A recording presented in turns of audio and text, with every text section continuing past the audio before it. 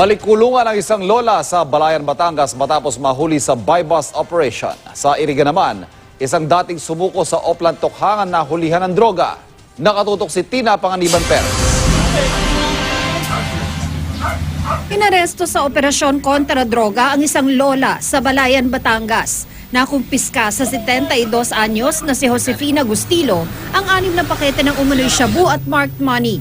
Inamin niyang kanya ang droga na galing daw sa hindi niya pinangalanang taga Dasmariñas, Cavite. Sa record ng pulisya, dati nang nakulong si Carrion dahil din sa iligal na droga.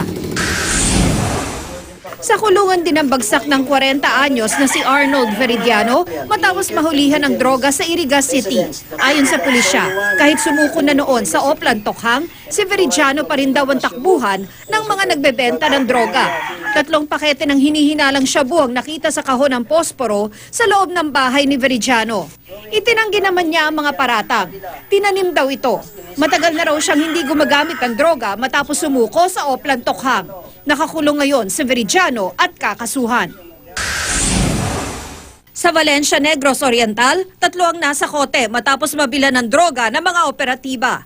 Aabot sa 1.3 million pesos ang halaga ng umano'y shabu na nakuha sa mga suspect na sina Fremor Caballero, Felarica Caballero at Jericho Pinili. Ang modus daw ng 3, magchi-check-in sa iba't ibang resort at magtatawag ng mga parokyano para bumatak doon.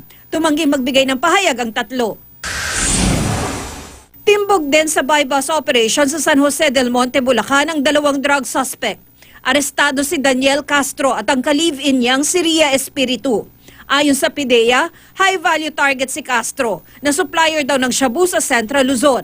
Nakuha sa 2 ang nasa kalahating kilo ng umano'y shabu at marked money. Walang pahayag ang mga suspect. Tina Panganiban Perez, Nakatutok, 24 Oras.